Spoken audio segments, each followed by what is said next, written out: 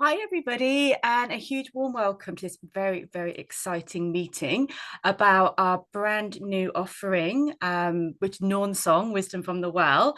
And we're going to be sharing with you today about ourselves, what we'll be doing in this workshop, what this workshop and ritual is, and who the Norns are and how to work with them in a mini nutshell, because the whole day is going to be an amazing deep dive into the Norns. So I'm here with the fantastic Maggie Rose and Kay Gillard, and we're going to share with you a little bit about ourselves and this workshop. So over to whoever wants to go first. Not me. Okay, you go first. I've nominated you with There we go. my knife of nomination. There we go. Yes, I feel nominated. Um, yeah. Well, the Healing Song Circles is something that you and I, Laura, do together a lot in Glastonbury. But we wanted to invite Maggie in. We just have been trying to. Those of you who are watching this because you're Maggie fans, we're trying to reel her back into the world of physical events, and it has worked. But we really wanted to go deep into some of the deities that we are excited about. So this is much deeper than that. And for me, I'm a shamanic healer, shamanic sound healer, intuitive singer, but I'm also a priestess. And for me, what we're doing with the Norns is so exciting because it is an entire day of ritual, really, which is much more important to me. So I feel like bringing in the Norns, they are so much of a outside of time, outside of space, and that's what those are the power spaces that I like to work in with my clients and with my students. So this is like the uber healing song circle for us to come to. So for the purposes of this ritual, I will be coming to you in the middle of the triad. I will be with Verdhandi for the present moment. So I'll be bringing all of my singing and priestessly and oracular abilities for in service as a priestess of Verdhandi for this. Oh, fantastic. Thank you, thank you, thank you. Maggie, if anyone doesn't know who you are, then who are they? But if they don't. Yes, no, I'm so excited. I was calculating, I realized that I have not done like an in-person ceremony of this type for 8 years, which is ridiculous. I had children. This is, I had children and there was COVID, there was all sorts of things. But I've been doing, I've run ceremony like every week online, but I'm so excited to be coming and doing something in person with you. And when we said, we're going to do the Nornir, like wyrd was whispering away at me. The runes are my first love, my first magical love. And I think what happened was I received this, what I think of it now as like an initiatory experience in a bookshop, with this little book of runes. Absolutely certain that the Norns are present. For me, the Nornir and Odin are probably my main patrons. They gave me a mission. They were like, this girl, she looks as if she's not doing anything with her life. We'll give her a mission. And yeah, I just discovered that it was really hard to get training, like really good, high quality training with a person, in the Northern tradition. So I did loads of other training, loads of work with both of you, in all sorts of different groups. But I've always come back again and again and again to the Northern tradition, to that part of my path. And wyrd has been present throughout for me. And so we're going to be working on voice and story. My meandering path into this work. At one point, I was a wedding singer. I'm trained I'm a trained world voice facilitator now. So that I've got as much of that sort of voice work in. So we're going to be doing some really lovely, finding that like deep oracular voice inside us for everyone in the group when we work with wyrd. And yeah, I'm really excited to be bringing that through. And I will tell you a little bit more about that when we get to that point. But yeah, can't wait. And I've done lots of healing song work particularly with Kay in the past. But Laura, we've done online song, Yes, done a it would be fair so amount. nice to So do it's it in very the exciting to reels do it in the actual room. Very without the exciting. Zoom risk. Indeed. Zoom isn't, it doesn't always want us to blend our voices in magical ways, does it? We do our Well, it best. adds its own voice, the voice of the Zoom, and it's like, oh, is that necessary? I'm not sure. No offense, Zoom, we are recording it Oh. and we love you very much.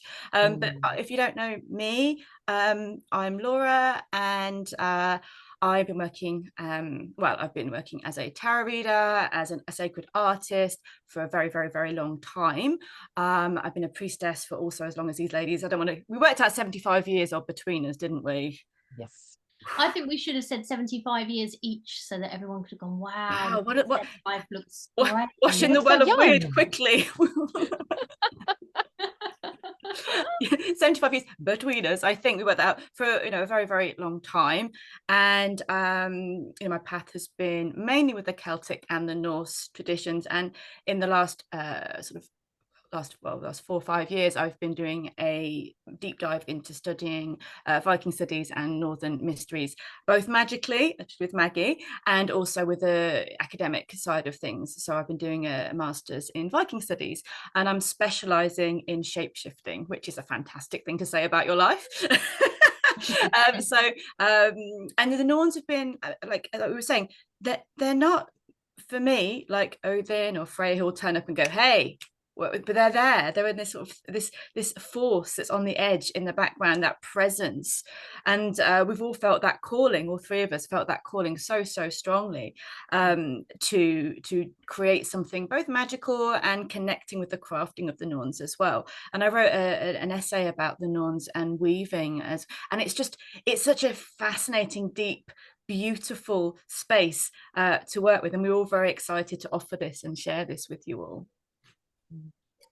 Okay. Oh, I have a knife as well, by the way, and there's a reason I have So these have said Maggie's working not in a threatening way, of course, but Maggie's working with Earth, and which is, well, we'll talk about that more in a second, and Kay with Verdhandi, and I'm going to be working with Skuld, who is the Norn of Norn of the future, Norn of it's kind of translates as debt or about to happen, and she's known for cutting the threads, or for carving the we need that in our life. We need those endings, those transitions, and those also planning what we're going to do for the future as well. So working with and in a journey, she gave me this. Well, I had it anyway, but reminded me that I had this to work with the energy with Skuld. So shall we look about actually, if you haven't been to the Healing Song Circle, let's first of all maybe explain that, because I know people, we do this, me and Kay do this, I know that Maggie and Kay do this as well.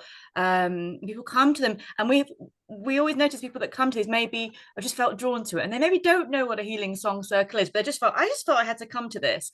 And then sometimes a bit of a fear that we have to have some kind of pop song, or kind of trained voice, or need to know what we're doing with our song, and that's not the case, is it? No, and it's very much, sometimes people come along and they're like, what songs are we singing? Like, they're assuming there's going to be words.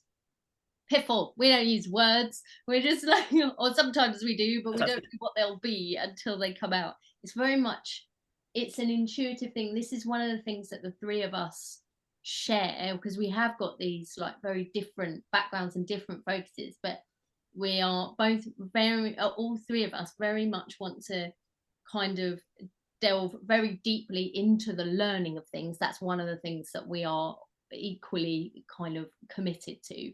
And the other is, which seems opposite to it, but I don't think it is, it's what the learning allows you to do, is that we work intuitively. There's a total trust in what happens in the moment. And so that's what the Healing Song Circle only functions because of that trust of it being an intuitive thing. So we're not singing songs, and we always say this to people when they arrive, no one's going to be forced to sing if they don't want to.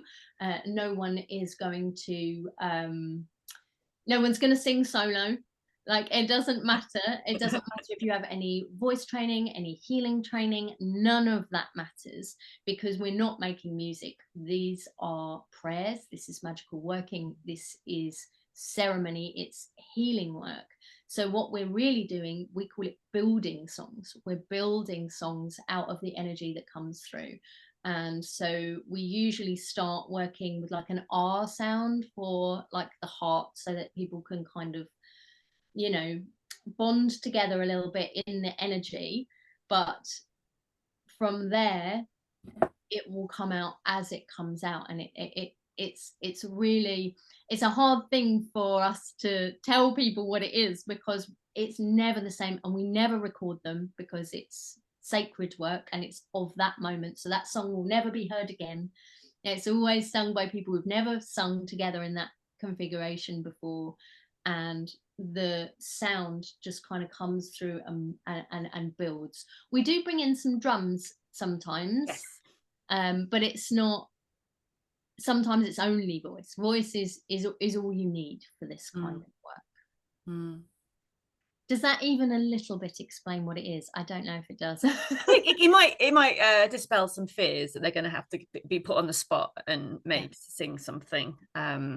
Yeah. And like you say, there's actually don't need, most people do end up even quietly just making a noise or uttering a prayer, but you know, it's what you're comfortable with. And as you notice, and like we say, sometimes in these songs, because they're intuitive, sometimes they can sound really crunchy and strange for a little bit, can't they? It's not about making a beautiful sound all the time. It's about working through what we're doing as a group and going through our journey, which might hit some roadblocks. You know, it might hit some, and then you work through it and you sing through it and you release, and then the song finds itself again. So it's a real healing practice just by going through that and allowing that journey to happen. I worked with a voice coach for a little while who said to me, like, now we're going to work with the ugly voice. And I was like, no, we want like the pretty voice, the nice voice. But you know, there's power in shifting energy and allowing yourself to not sound good. You know, and just trusting these different layers of sound and what they do for the body. And also what you're saying there is sometimes it's like working through the body in an uncomfortable way, but sometimes what you're singing for will actually be for someone else in the group. We're singing for ourselves and we're singing for each other. It's a very supported thing. And sometimes you might be like, oh, I'm not feeling that, but maybe for that moment in the song, it's just holding and scooping in someone else in the circle. You know what I mean? Yeah, absolutely. And it's for the nuns as well, aren't we? You know, if you get stuck in about this is about me, you know, you can go, actually, this is in devotion, this is an offering, you know. So I think we can get panicky about, but part of this is about a devotion. So that brings me to, why the Norns? Maggie, I pointed my pointy stick. Maggie, why the Norns? Why are we working not a with pointy stick? That is a knife you just pointed at Maggie Cannon. Over the airways? It's fine. I can take it with the power of wyrd. With the power of wyrd. No, it's really interesting what you were saying about the voice, because when I started working with the Nornir, I could feel them as a tree, but it was always wyrd who spoke to me first. And I'm a very auditory person. So, you know, when you were talking about how we do healing song, the magic moments for me are the discordant moments when you go, oh, we've just punched through something there. And then you flow back in. But also, I find that when you're singing in group, there comes a point where I can hear other voices singing with us, and it's just like you then start to sing with them and you forget yourself in that moment, don't you? You'll just go, oh, I'm now just the song. And that's such a profound experience. And to go, I'm making a really, I'm making a really horrific sound right now, but I'm in the song. It doesn't matter. It's such a wonderful place to be. And I remember the first rune I ever had that was, like I had a pendant, when you sort of see something, you go, oh, that's for me, that's a shiny thing, that's mine. And it was the Uruz rune. And although there's no, the Uruz rune poem and Urd, there's no sort of correlation between the two of them, I've always felt a very strong connection between the two of them. And Urd speaks of Urlog, of this, the carving of that which must be from that which what was. The way that wyrd flows through the channels that have been carved into the bark of the world tree. And that brings the Nornir in so strongly. And Uruz is like that, it's like a container. And I started working with that sound, that ooh sound. It was a really powerfully healing sound for me. So Uruz came to me first and foremost as a healer, with this deep channeled sound with this finding of strength, with this calling and of healing. And as I started to get to know her, I started to discover that I would go and visit the well. And still for me now, it's always wyrd that comes forward first. It's almost like Verdhandi, she's busy, you know, she's doing her weaving. And Skuld tends to be a bit like, I'll talk to you later. You know, you've got work to do in the past first. So wyrd comes and she's there, and we see her. Sometimes she's there with the white clay at the waters at the edges, and she takes that white clay and she smooths it upon the bark of the world tree. And it's a really healing experience. And there are so many rituals that I've done with people over the years, with actually working with clay and working with going and tending to the tree and finding healing through that process of working with her. And she's also got this, just the clay, but also the waters of the well of wyrd. She's such a profound teacher as to how we can work with things that are fixed, you know, life events that are fixed and difficult and traumatic and that we want to heal from, but they're still part of us. You know, we can't just say, no, I'm going to just put that to one side. It's still there. And things that we can change with wyrd and the flow of wyrd. And so she brings in the waters of wyrd that every now and then, and I think we're in a then period at the moment, they come up and they like flood the worlds, and everything feels a bit like, whoa, we have no idea what's going on here, you know. And we're all sheltering in the world tree, waiting to come out again. And sometimes it can feel quite full on and difficult and challenging and global. But also every day, the dew rises from the well of wyrd and it covers the world tree in these tiny little drops of water, and then they flow back down. And I always feel that's like sort of the gentle healing that happens every day. And wyrd speaks of that as well, and she teaches of that and how we can work with those energies of water and those energies of purification. And I suspect that's going to come through in our ceremonial space, particularly because of the time of year, that time of release and water and cleansing. And she governs, to me, she teaches me how to carve the runes. You know, the Nornir are the keepers of law, you know, that which must be, which I know Laura will talk about when we talk about the Verdhandi. And wyrd also does work with past life, you know, work. She could be great for guiding through past life work and moving to that and working through that. Now, I've worked with her for a long period of time, still only just discovering, you know, her mysteries. I work with wyrd chariot in runic astrology is one of the like planetary movements, and she's enjoying that. And the other thing that I always find really intriguing, and then I'll stop, is that the Northern tradition gods have their own temples to their own gods. No, and we don't know anything about them whatsoever. But I love that. I love the idea that they are also seeking that guidance, and they're having that faith, and they're sort of doing the same as we are. And the only hint as to what that might be, other than we know they have temples, is this idea that there's a force called this force of we don't know anything about it. We don't know. No, it's just there. And I go, what's interesting, isn't it, that that's wyrd sound, you know, the past and that which must be. And I do believe that the Nornir are conduits to that greater force. You know, the gods are said to go every day to consult with the Nornir. You know, what's going to happen now? The Nornir will be like, well, we might tell you a bit if you're good, you know. So there's that in there too. So they contain so much power and so much mystery. And finding that balance between things that we can't change and things that we absolutely can. You know, huge potential for transformation held within them. So yeah, it's a little bit about me and how I started my relationship with wyrd. How about you? Anything that you wanted to add to wyrd? She was my first as well. Yeah, I think she's I mean, also because the Brunner is the well, it's named after her, isn't it? It's her well, the well of origin. And actually I wanted to read a bit of I wanted to read a bit from the Voluspa about, not much about the Norns. There's not much in the text. It's very little. But from this little tiny passage, I'm reading it in English, not Old Norse, don't worry everyone. But it's just generally this bit of text was so inspirational. And it's from the Voluspa. From the well of origin, Brunner, come maidens possessing much knowledge. 3 maidens from that hall which stands beneath the tree. Origin, the first is called, the second is about to happen.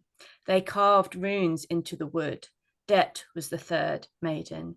They made the laws, they shaped the lives. For the children of the ages, they determined all fate. So I was like, that is a small passage, but it says a heck of a lot. There's Yes. lots of different translations of it, and this one's translating it as the names. You know, sometimes the names are spoken, sometimes the meanings of the names are spoken. And that is such a powerful thing. And I think, you know, being the well of origin and connecting maybe with Ur first, she seemed the most accessible to me at first, the one that wanted to kind of share musically as well. I did a song about her at the beginning. She's like, right, this is and like you said earlier, Verdhandi, which I know Kay will speak about in a second, is busy. And Skuld, and up until we started planning this workshop last year, Skuld was always a bit in the distance, looking out with her spear, looking out over the future. And since I've then gone to meet her and connect with her, I was like, oh yeah, here we go, this is good. So yeah, what about you, Kay? I feel like wyrd is, it sounds silly, but she really is the perfect place to start, isn't she, to connect with the Norns, because they come as a triad, you know, when we connect with the Norns, and they're these three essential parts of, you know, effectively the past, the present, and the future. Is like the it's more than that, it's deeper. I mean, even just that little passage that you've read shows that there's more to it than that, but for ease of translation, it's that. And I find that the Norns are such a perfect group of deities to work with for this kind of work, because we are able to, because they are the weavers, the three, if you think about the three weavers of fate, which isn't quite accurate either, because I mean they're not all weaving, but you know, they're all working on what has been and what is becoming and what must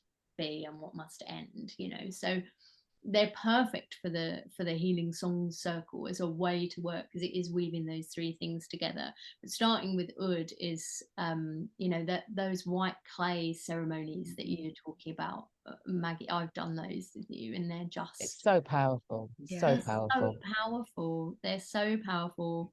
But for wyrd, I found her to be very sort of quiet but full, you know, of so much.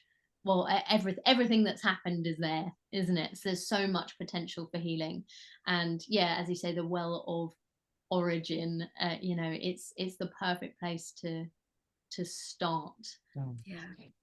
Before we go on to, sorry, I didn't mean to interrupt you, No, Kate. go on.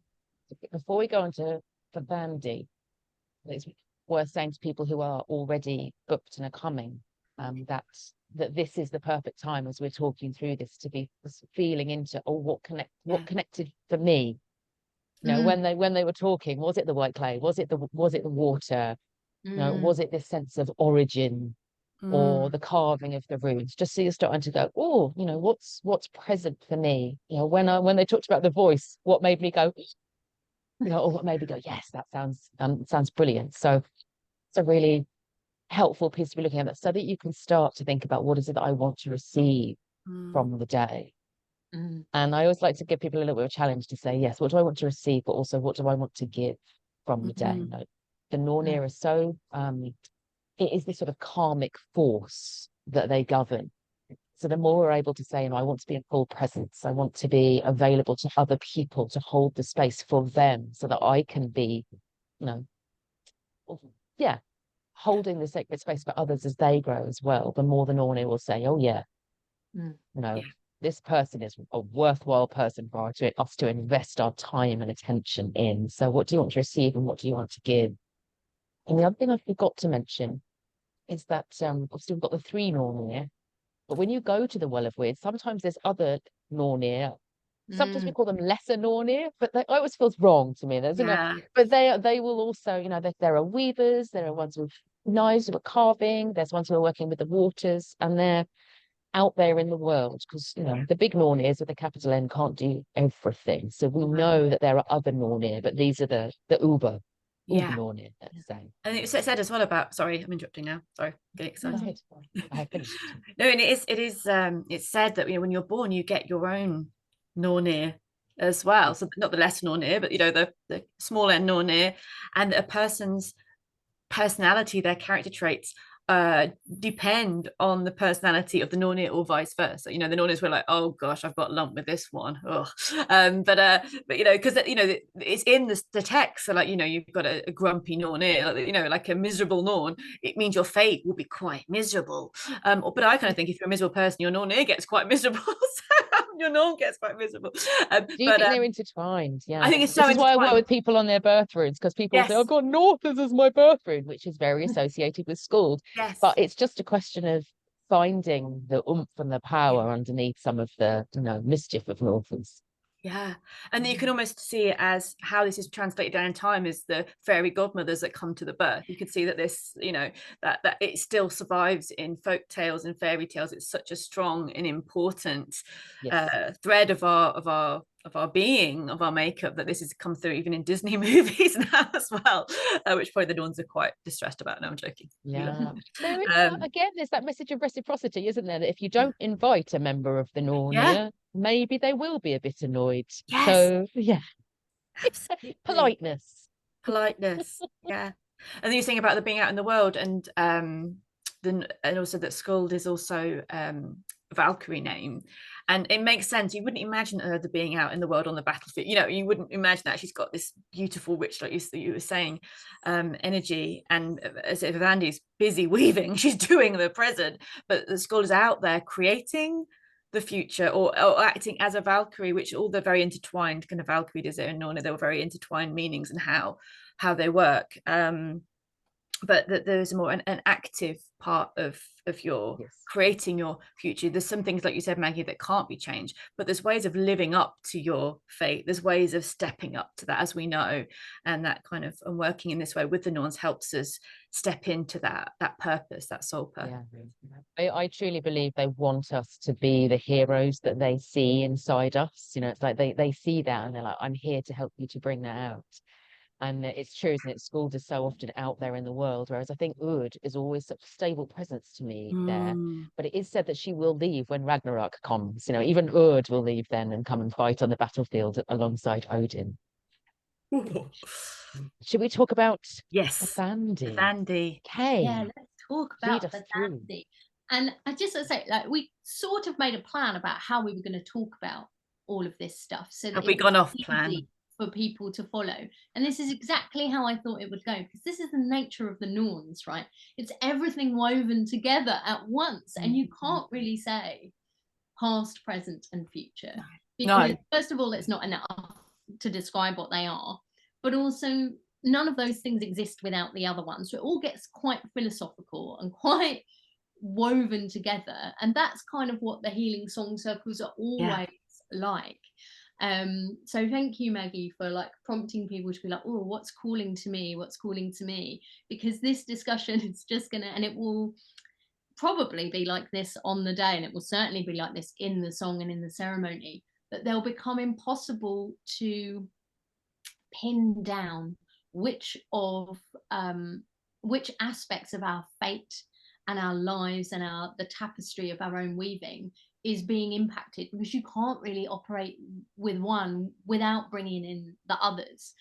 And it's one of the things, the Norns are technically not gods. I don't know, I consider them to be deities, but there's debate on whether or not they are technically deities.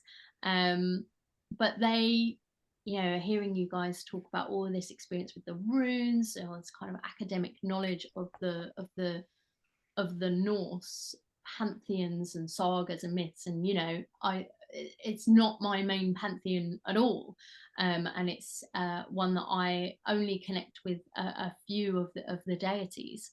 But the Norns, for me, all the deities that I connect with really strongly are the ones that exist on the edge of their own pantheon, their own mythology. They're slightly out of kilter with the others, and they're in that kind of in-between space. So it actually isn't that surprising that Verdhandi is the one that I have connected with the most. because out of the three of them, I think she is the one that is the most. Yeah. That, you know, how do you pin down the present moment? The minute you start to try and do it, it's gone. You can't get a hold of her. She is the becoming. So you can't even name it, you know, there's so much you can't really try and learn about her without falling into kind of a bit of a poetic vortex, you know, because it's not solid. Where wyrd has that solidity, you can sit with her and there's a calm, there's a peacefulness, even if you're working with very difficult parts of your past that can't be erased, that are carved into you, like the runes are carved into the tree. There's nothing you can do to stop the flow of Orlog, you know.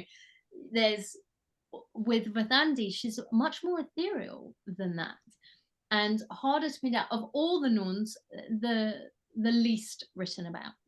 There is frankly no mythology about her.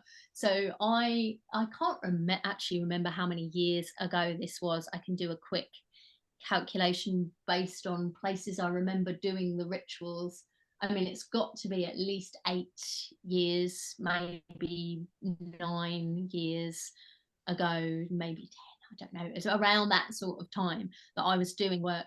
I undertook a year-long devotion to Verdhandi to get to know her better. And, you know, we've talked about like we're all quite academically minded and we like to study and make sure that we know all the things. And I was like,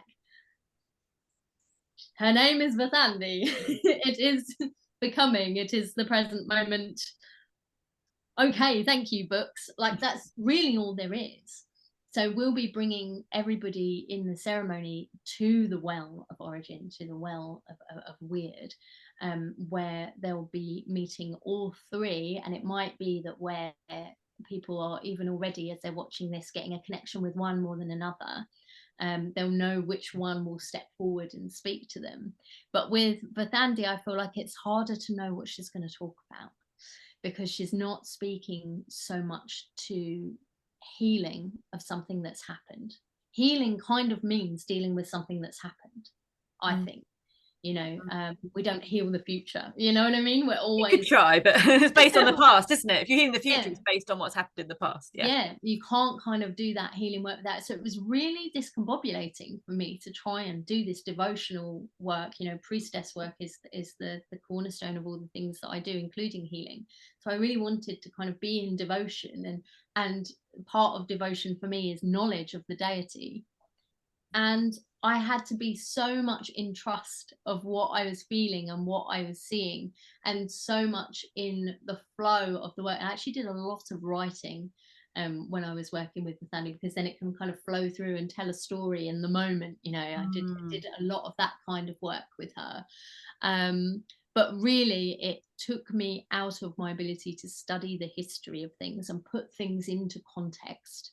Because wyrd cares about the context, and Skuld cares about the action of going forward and what we're going to create, what needs to end. Oh, is this knotted up? We'll cut the knots out of here or whatever. Verdhandi, you know, you both said as she's working, you know, and it's almost sometimes, you know, she's at the loom, she is the weaver, but it's only that shuttle motion that she's doing right now. She's not thinking about the one before, and she's not thinking about the overall pattern. She is the relentless flow of Orlog itself, kind of as it's happening, without the context. It's irrevocably attached to what has happened and what it is going to become. And that's what she is, to become, the becoming. But you can't, that in itself isn't a thing you can hold, because it's constantly happening, constantly regenerating.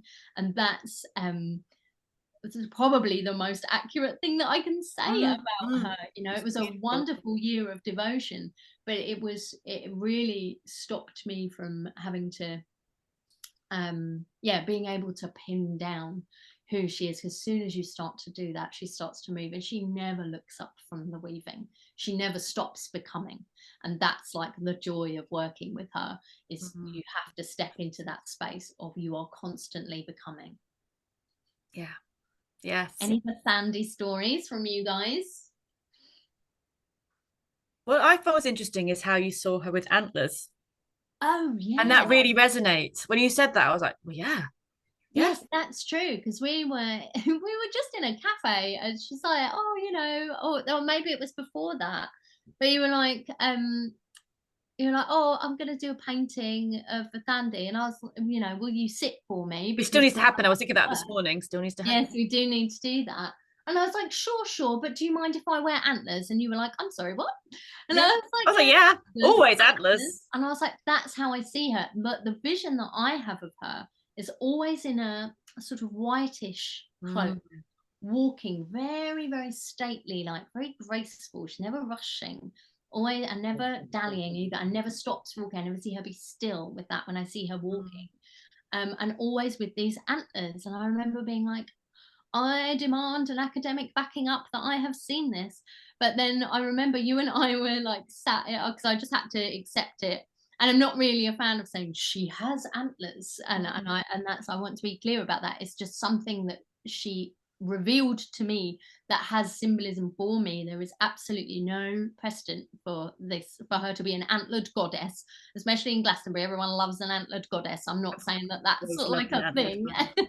but then when I remember sitting in a cafe with you and you were like, oh, looking at another artist, you were like, look what I found, another artist has done a painting Fiction of of Verdhandi. Verdhandi, Yeah. and it's antlers. Yeah. And I went to a Norn ritual with a friend of ours, and when we got there I was like, that's got to be the Verdhandi seat because there's antlers on it. And she Yeah. was like, why antlers? I was like, oh, I always see her with antlers. And she was like, antlers. But it's interesting to me that other people have had that vision Yeah. when we don't have anything to Yeah. draw from. There is no myth of Verdhandi, and there's no vision of what she looks like. There's no description that I know that I've ever found. It's interesting you say it because when you sort of describe her, oh sorry, sorry, I thought I was talking over someone. Sorry. When you describe her with the white and the antlers and that other word, I think of Maria Franz in Heilung, and she's got her white dress and her antlers and the shaman mask, and she's someone that is just, she's present, but she's not talking to anyone. She's walking in off stage, and I feel like that's interesting how that energy has been channeled into music, into art, into how we're working as well. That Verdhandi isn't shouting about her history, but she's very present, very present. But so hard to pin down. I've never even been able to get an answer from her about, you know, hey, what's with the antlers? Like, no interest in discussing it. Too busy. I obviously know when you shared this with me, because I haven't seen her with antlers before, but when you said it, I was like, oh, intriguing. And I thought, first of all, I was like, well, it would be handy, wouldn't it, for somebody who's weaving all of the time, just to have some antlers to, you know, put threads on and things like that. And it was deeply practical. But it did also, you know, I did sort of do a bit of a feeling into it. And it reminded me that if she is the goddess of the present, and she's weaving the present, and she's weaving the tapestry of being itself, and the tapestry of being is also the tree, you know, with its branches reaching up overhead and its roots going down below, then it would again make sense that she would have antlers because she is that moment of being, and she can be the all, she can be everything. So I found that really, I was like, oh, that's an interesting way of thinking about her relationship with the tree and with the tapestry that she's creating. I remember doing a ritual where we were doing weaving, so a lot of weaving work with the Nornir, and we were working with a backstrap loom where you're actually inside the loom, you know, where your body's part of it. And I was like, I think that's the way that Verdhandi perceives herself most of the times, that she doesn't distinguish in herself as separate, and the work that she's weaving at the time.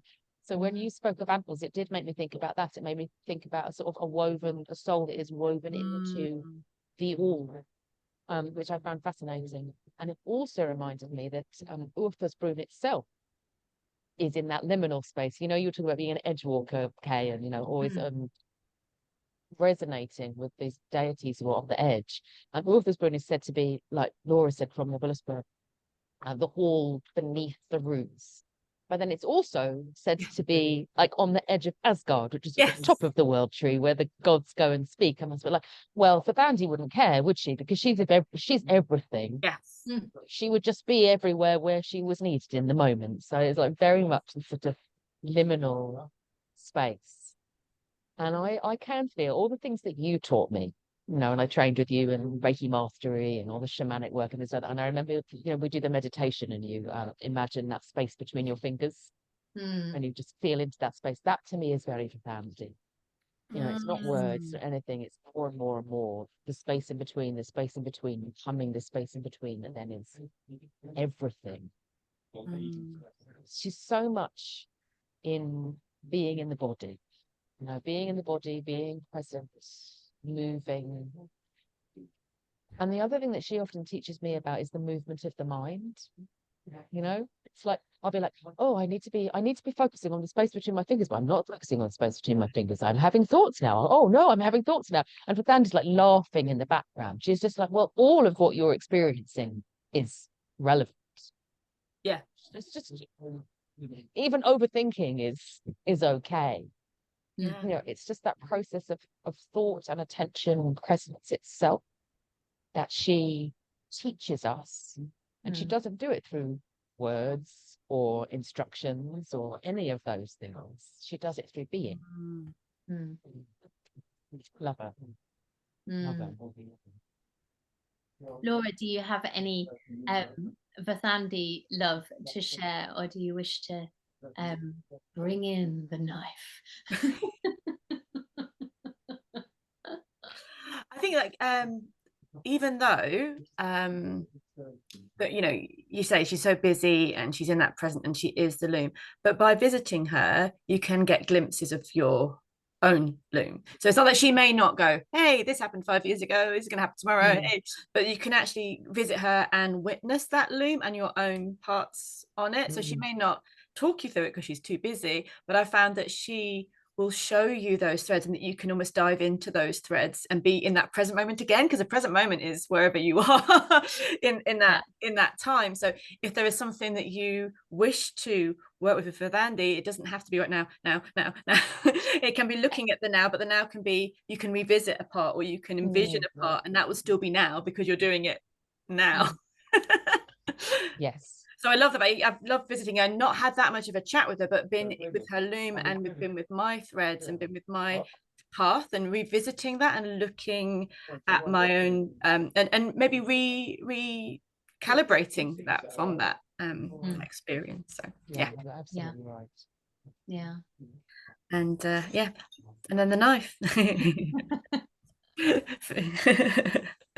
So we will be working with, so I'm aware that we could probably talk all day about this, which we will be talking all day about this on the day, but we're going to be working with some craft elements as well with the workshop in the day, aren't we? So we've got the day workshop, which is 2 till 5, I think that's what we're doing.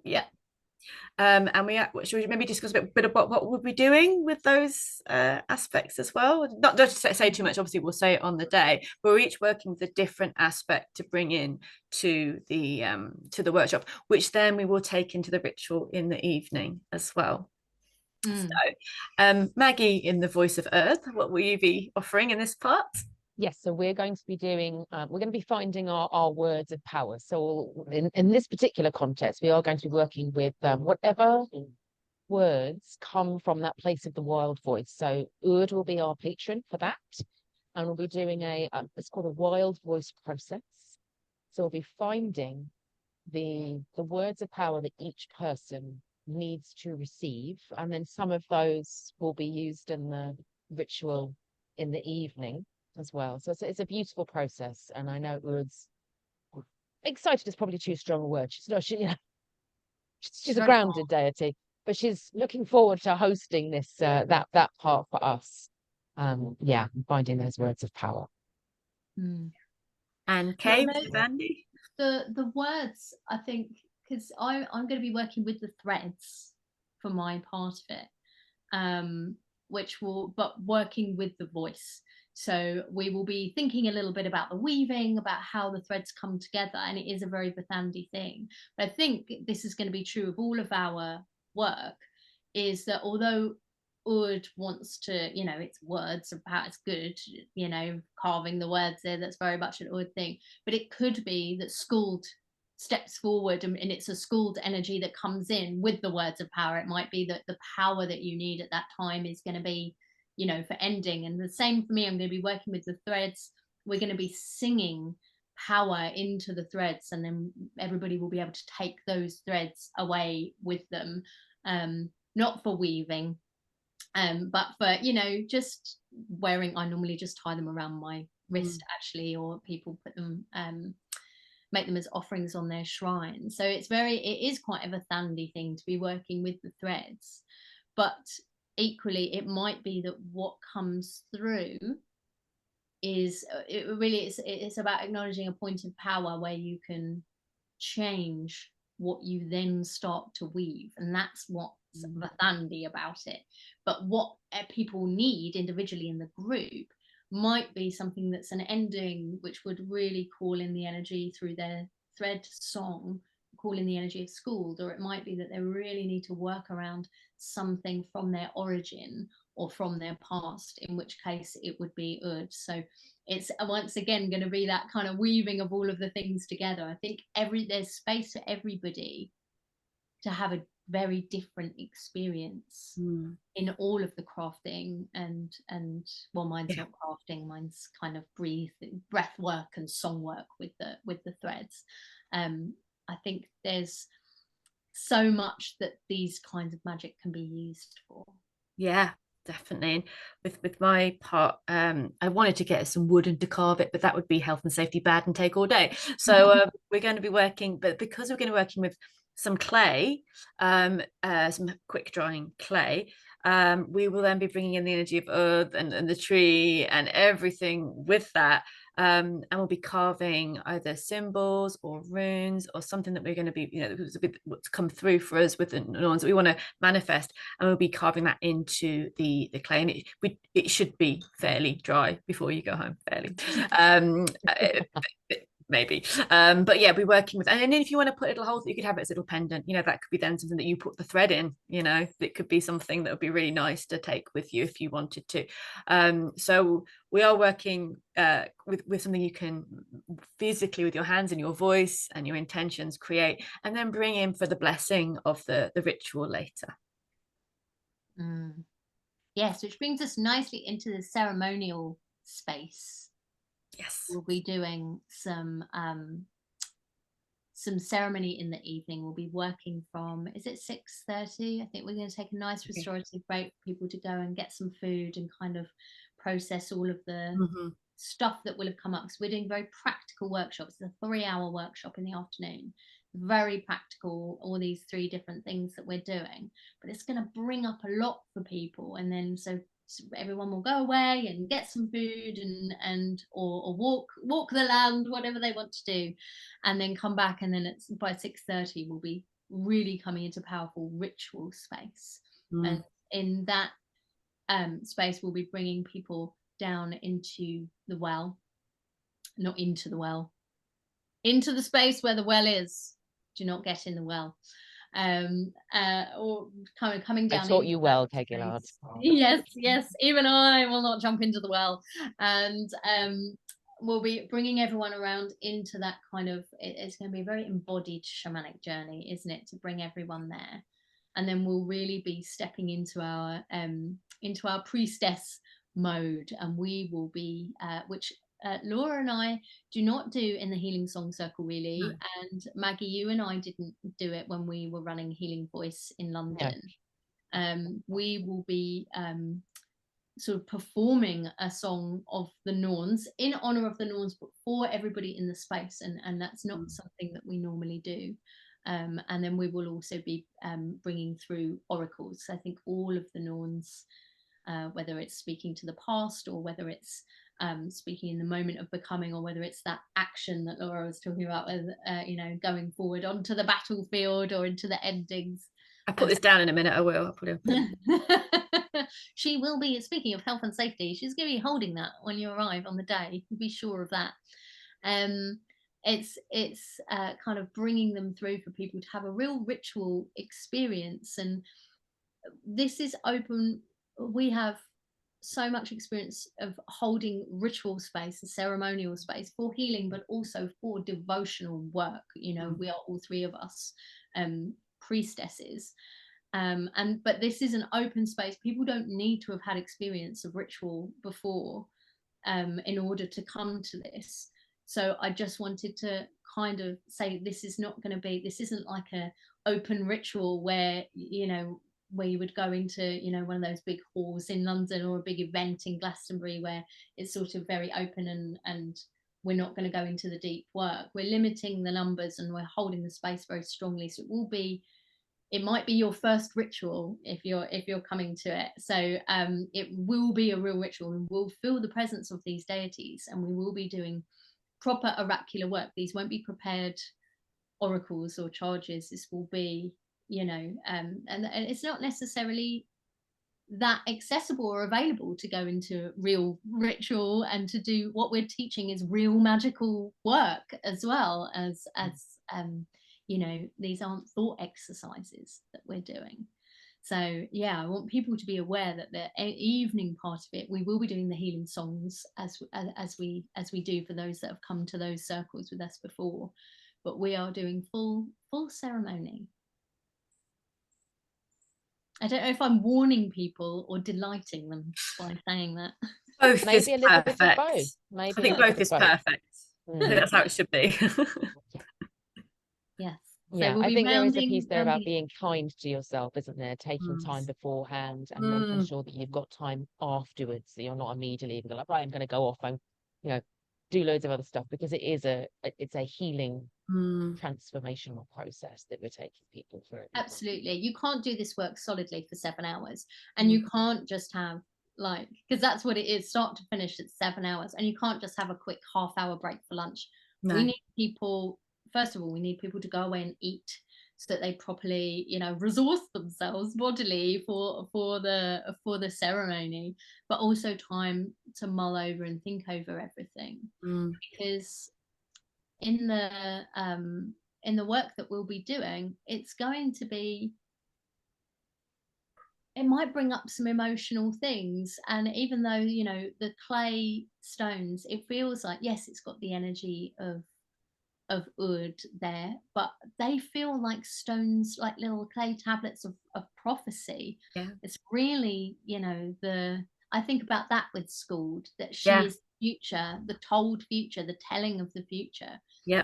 Really be kind of the carving in. It is with, I don't know if this is how you're the one that's holding it, but I can feel it like it's Skuld's knife that's carving for those stones, and that's a lot to take away with you and think about before you come into ritual, right? Absolutely. And what she gave to me is, like we said, that there's some things that are of course unchangeable, but if we hold the knife, then we're active in this. We're not just accepting life as it kind of waves across us. We are taking and being in the moment. With Verdhandi, we're being in the moment, we're holding that energy, and we are creating. So we're going to be pouring that into it. So yeah, it's a lot. And also the land, we're doing in Glastonbury at Imolc. There's a land's going to be singing a lot of that time as well. So it's even going and absorbing in that land, or being there if you have time, if you are coming from farther away, maybe if you can give yourself the space the day before or the day after to allow the land to work with you as well. Of course, that's not always possible. I totally understand that, but it is a magical place to be at Imolc as well, because you've got the White Spring, which is very underworld spring coming up. So there's lots of things you could do around this that would be beneficial or healing, or an option. Definitely not mandatory, but or eating is mandatory. But you know, yeah, eating is mandatory. And coming very in, northern tradition as well. Yes. You know, very oracular northern. priestesses always ate had pie before. first. Eat first, then prophesize. Pie then prophecy. I might start a night of that. Pie and prophecy. Pie and prophecy night. I'd go to that. Oh, I did, because I know we're sort of weaving together now, sort of started to come towards the end. I think it was worth saying that this with Skuld, we talked about the North's rune, didn't we, as being one of her runes. Yeah. And I know that she's often seen that people can feel a little bit worried about her because she's like the Norn of the future and that which must be, and like you say, the depth. And that can be really challenging. But I also think about her as tending to the parts of the tapestry that have become knotted or frayed in some way. And because she's got her knife, she can come and she can cut those out, or she can help to fix. She's a fixer to me. You know, that's one of the pieces that she does. And I know we talked about the Nornir blending across, and it takes you full circle back from wyrd with the white clay, you know, spraying it over the tree, and then Skuld will help us to cut those threads, to release ties that we don't need anymore, so that we can move into the freedom of the future when we set those intentions. And she will help us to untangle ourselves when we've got in a bit of a fix. I just think she's got a little bit of a love-hate relationship going on with Loki, who's the knot maker. You know, he's known as the tangler. And she's there going, right, let's sort this out. It's all got in a bit of a mess, hasn't it? So she is she's definitely a healing deity as well as a go forth deity. She does both. Yeah, because we can't go forth if our knots are tangled. No, We'll no, go forth and fall exactly. flat on our faces, and Yes. we can't Forth carry is all that freedom. past with you and go, I'm going forth. I mean, and that's what she showed to me, because I'm very good at taking it all. And she's like, can you get rid of that and that and that and that? And maybe get rid of that as well. Okay. Yes. Yeah, my experience of Skuld, I always see her as like the warrior, because she is like, as you say, all will take up arms when required, but she is the sort of the warrior of the three. And I think I always see my experience of Skuld is to see her as holding every potential future, right, which is so much. And then the act of charging forward, and the act of cutting, and the act of kind of tidying up, cutting away the knots, tidying up, and also the endings, right? That's the other thing about her, is that when it's done, she will cut the thread at the end when we're done, which is another thing that brings like fear into her. But well, not into her, but into the idea of her for us. But who better to choose from all of those potential futures and take the knife and charge forward onto the battlefield? Who better than a warrior to come in and do that? She's the perfect, the three of them together. We need all three of those things. We do. Yeah. And there's something else that came through before. I know we're winding up, and I know we will probably all talk until Kingdom Come. But I was talking to her about, you know, being the younger of the three. Yes. And she says, I'm the younger, as the out breath is younger than the in breath. Wow. So I was like, okay. That'll keep me thinking for the rest of the day. Oh, there you go. Have a good. Oh, I love it. Oh, I love it. I love it. I hope that this meandering and very much weaving conversation has given people an idea. We really wanted to delve into the Norns a bit, so that we don't kind of go through this. So if you have booked on, you would have received this in a link. But if you are thinking of booking on, and this is something that's kind of whet your appetite, that's great, because we want people coming in with a little bit of an idea of, not of, you know, the tapestry of all of your life, from your origins to the becoming to the to the death, but, you know, to have started to think about like the enormity of what the Norns represent and what the tapestry weaving is, so that we can kind of, everyone can come in with a little bit of an idea about, and exactly like Maggie was saying, what's this prompted for you? Is the past calling you? Is the clearing of the knots and the active principle, you know, what is it that people are bringing into the circle? We will be building songs for healing and power, and using these magical techniques for those things, and it might be that it's revealed in the day to be something different than people are expecting, but it's nice, I think, to have this, I hope useful for people to feel the way that the threads of these things kind of weave in and out. That's very much what the song and the ceremony is going to be in the day. Yes. Oh, well, on that note, I think we can close this magical gathering. It's been absolutely lovely, and we really, if you have booked on, we cannot wait to see you there. And if you haven't, then I hope this has inspired you. Get involved, because the places are limited, and we do want to hold this space as a powerful space for you all. So do get involved. It'll be on Saturday the 3rd of February, celebrating that powerful purification, cleansing, Imbolc energy in Glastonbury with the Norns.